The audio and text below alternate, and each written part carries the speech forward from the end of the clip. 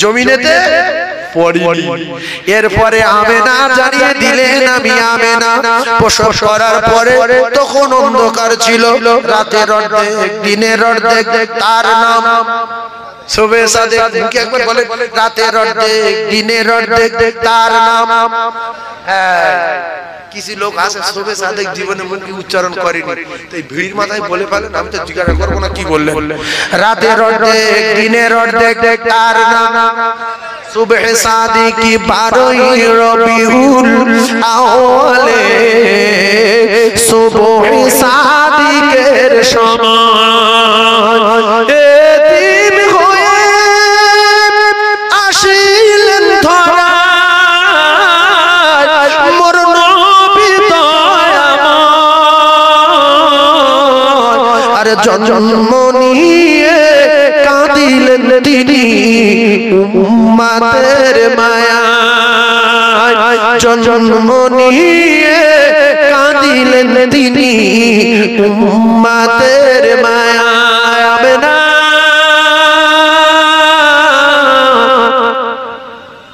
আমি ডান দিকে তাকাই আলো, বাম দিকে তাকাই আলো, পিছন দিকে তাকাই আলো, এই আলো কোথা থেকে এলো?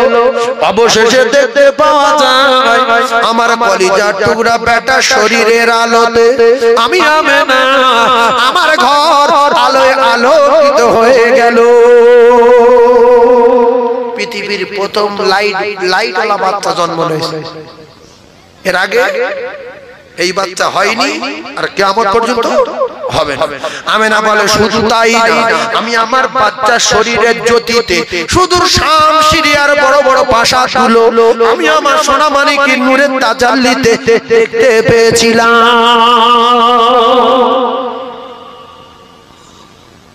নবী মানুষ, তোমার আমার মুখ ভগলা না, এই কথা ঠিক না। কিছু লোক আছে খুব কষ্ট হয় যে নবী বিউটি করতে বলে বিরাট খুশি, নবী এটা না, নবী সেটা না, নবী এই নবী সেই। নবীর উম্মত হচ্ছে শকর আদায় করো, 5 ওয়াক্ত নামাজ পড়ো, আর এই নবীর সঙ্গে প্রেম আর মহব্বত বাড়াও। যদি নবীর সুপারিশের শাফায়াত পেতে চাও, নবীর সঙ্গে লেগো না। কোন নবী তোমার পক্ষে দাঁড়াবে না। মুসা নাই বলবে কেটে পড়ো, দাউদ নাই বলবে হটে পড়ো, সুলাইমান নাই বলছে বেরিয়ে পড়ো, আদম নাই বলছে কেটে পড়ো। সবাই নিজের চিন্তায় কাঁদবে, জিভ বার করে মাথার ফুটবে। ঈসা নবী এদের একটা পরামর্শ দেবে যে ওই দেখা যাচ্ছে আখিরি জামানার পয়গম্বর, ওখানে দাও। তুমি যদি লাইন করতে পারো তো হবে, নাহলে কোনো লাইন নাই। জিভ বেরিয়ে গেলে কি আবার কেটে পড়ে গেলে কোনো লাইন হবে না। কারোর জীব হাট পর্যন্ত, কারোর জীব গোরঘাট পর্যন্ত, কারোর জীব মাটি পড়ে গড়াচ্ছে, কারোর মাথার জীব টকবক টকবক করে ফুটছে, শুধু চেল্লাচ্ছে, কারোর মৃত্যু হবে না। এই অনেক লোক ভাবে জীব যদি বেরিয়ে যাবে মরে যাবে, আর মারে।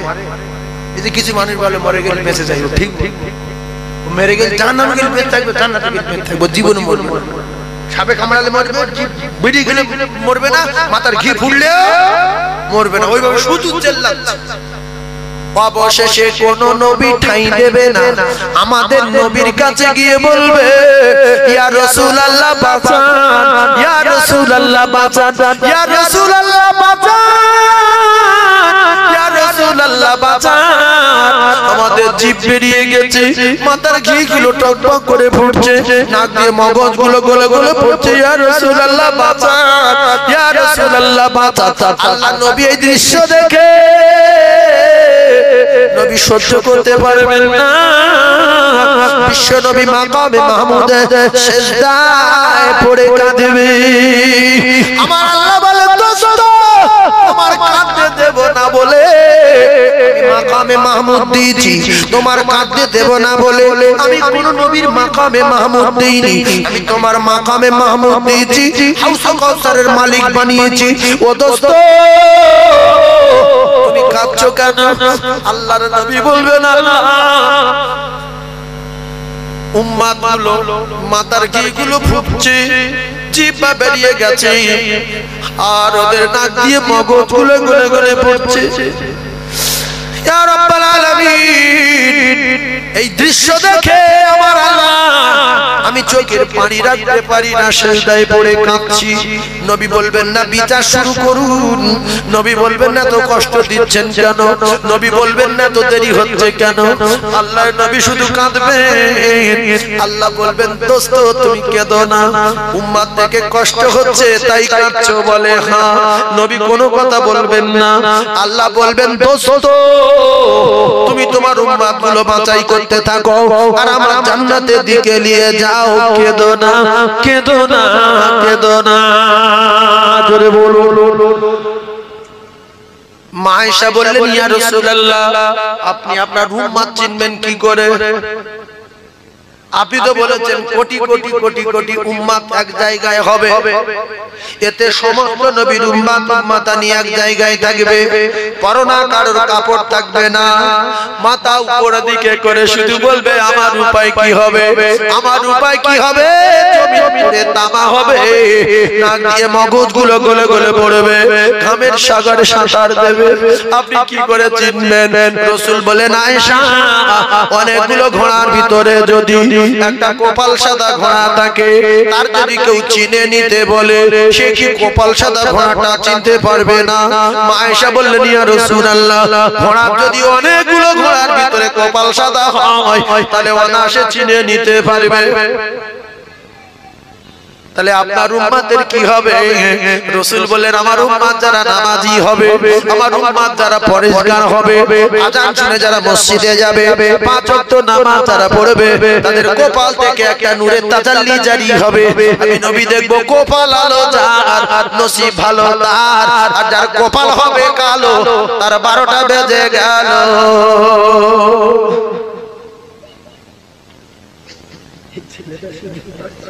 ও কিছু বুঝতে পারছে ভাই, এটা হাসির কথা না।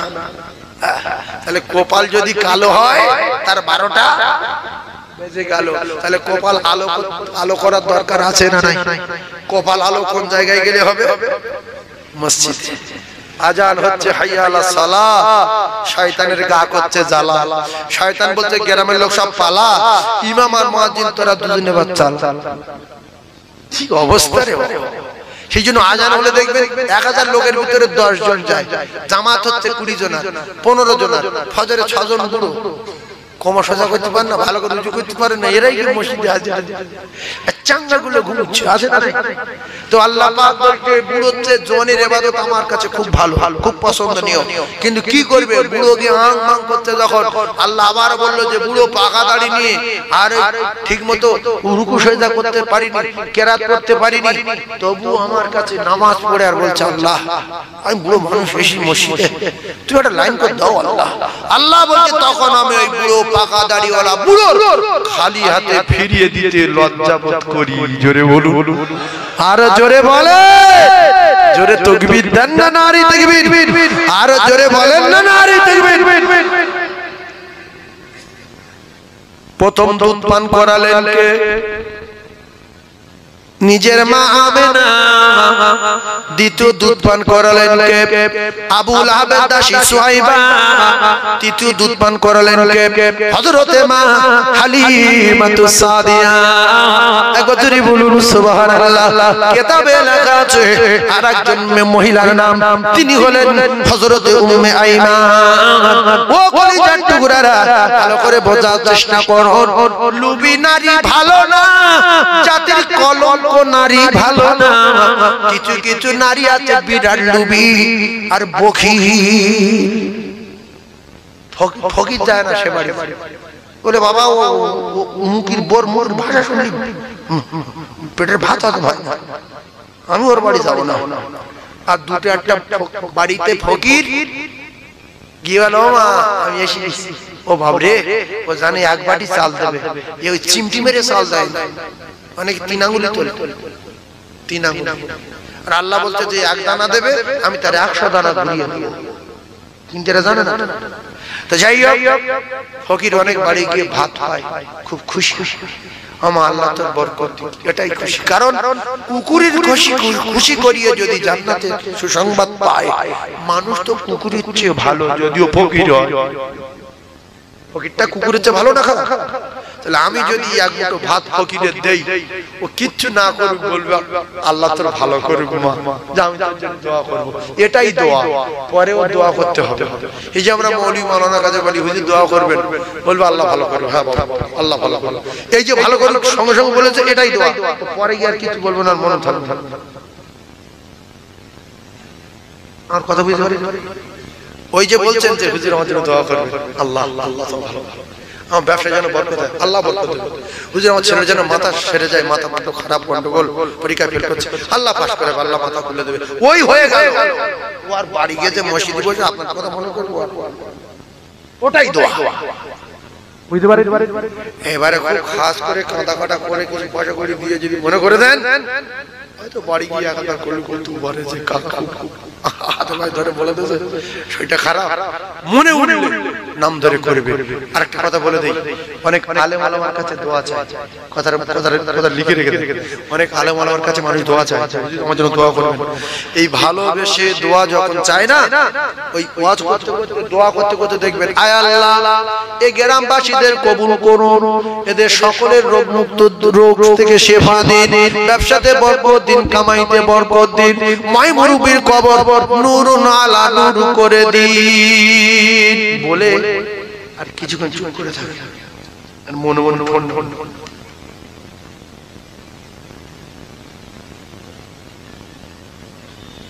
তার মানে ওই কটার বন্ধু বান্ধব বলেছিল আমার জন্য দোয়া করো, এবার আমি যদি এখান থেকে দোয়া করি যে আল্লাহ বেড়া সাহেব আব্দুর রহিমের শরীরটা খুব খারাপ, তুমি সেবা করে দাও, এরা বলবো আমরা জলসা টাকা দিতে চান, বেড়া সাহেব দোয়া করছি কি ব্যাপার? এই খাস লোকেদের জন্য বিড়বিড় করে বলে দেয়। বসিরহাটের একজন বলে 2000 টাকা দিয়ে, ওখানে একজন বলে 10,000 টাকা দিচ্ছে একটু দোয়া করবেন, ছেলে শরীর খারাপ, নার্সিংহোমে ভর্তি আছে, কিন্তু ঢালাই করে বললে হবে না, নাম ধরে বলতে হয় বলে। ওই জন্য যদি বলে আল্লাহ চিত্তরঞ্জনে আমাদের সেই অমুক জায়গায় হাদিপুরের একটা ছেলে ভর্তি আছে, তার বাবার নাম আব্দুর রহিম, তুমি তার সেবা দাও, এতে অনেক লোক খুব দোয়া হবে।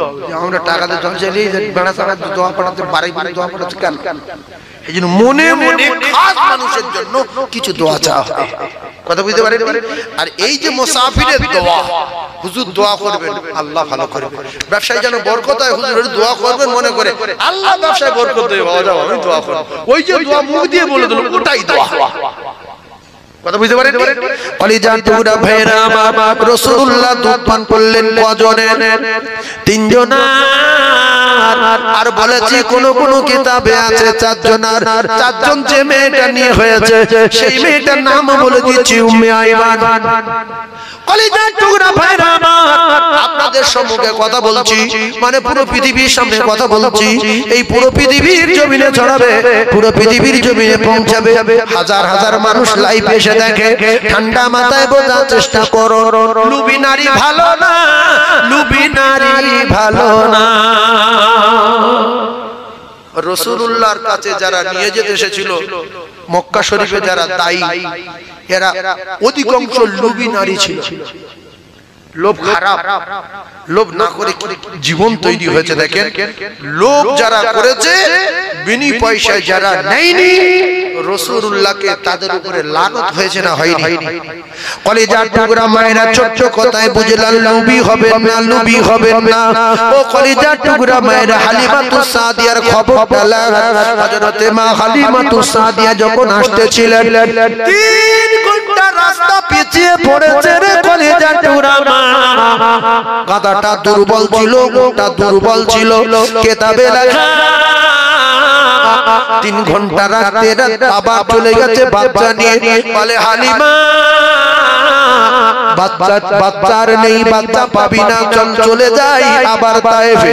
হালিমা বলছে একটাও নেই, বলে না। আর একজন বলল একটা বাচ্চা আছে আবু কুবাইস পাহাড়ের ঢালে, সেই বেওয়া আমেনা, স্বামী হারা আমেনার ঘরে, তবে বাচ্চাটা দেখতে ভালো, একটা টাকা দিতে পারবে না, এজন্য আমরা কেউ নেইনি।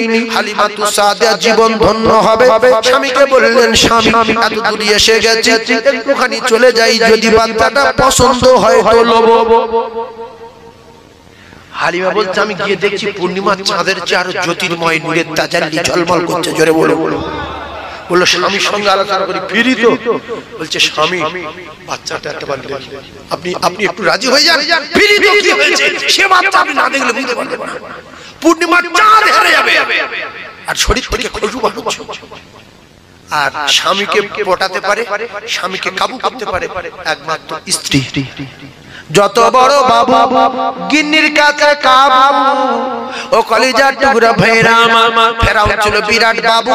আর মুসা নবী যাওয়ার পরে ফেরাউনের আসিয়া করে দিয়েছিল কাবু, কারণ হাজার হাজার বাচ্চা জবাই করেছে ফেরাউন, লক্ষ লক্ষ বাচ্চা জবাই করেছে ফেরাউন। আর মুসা নবীর মা প্রসব করেছিল যখন, সঙ্গে সঙ্গে ওই সময় দেখা গেল প্রহরীরা কান্নার আওয়াজ শুনে দৌড়ে আসছে মাথা কেটে নেবে। মুসা নবীর মা বলল, সেই তো বাচ্চা মাথা কাটবে, আর আমি এত কষ্ট করে পেটে ধরেছি, কত কষ্ট করে প্রসব করেছি, আমি বাচ্চাকে মেরে দেব নিজে হাতে।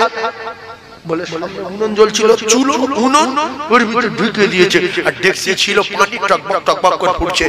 মুসা নবীর মা মরে গেছে, শত্রুরা কেটে নেবে, ওরা চিরুনি তল্লাশি করলো, বাচ্চা পেল না। চিরুনি তল্লাশি করার পরে বাচ্চা পেল না। বলছে বাচ্চার আওয়াজ পেলাম, কেউ বলছে মেয়েটার পেটে বাচ্চা ছিল না রে, কেউ বলছে আরে বাচ্চার আওয়াজ শুনেছি। সব জায়গায় দেখার পরে উনুনের ভিতরে কেউ কি দেখবে? ওরা চলে গেল, বাচ্চা নেই, নিশ্চিত হয়ে গেল। কেতাবে লেখা রে,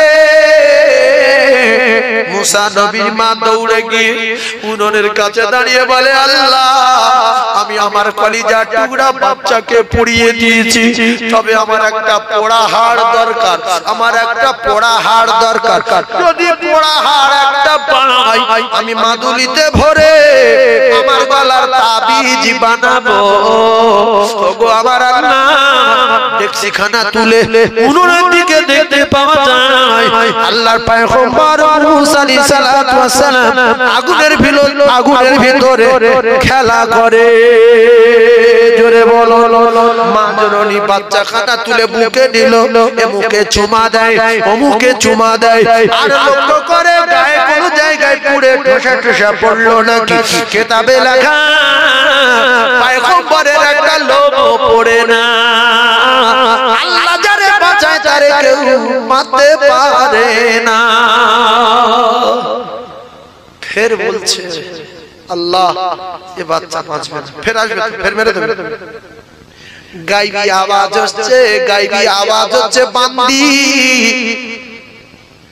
বাচ্চা ভাসিয়ে দে, কাঠের বাক্স তৈরি কর জলদি করে, সাগরে বাচ্চা ভাসিয়ে দে। আওয়াজ শুনলো, কাঠের বাক্স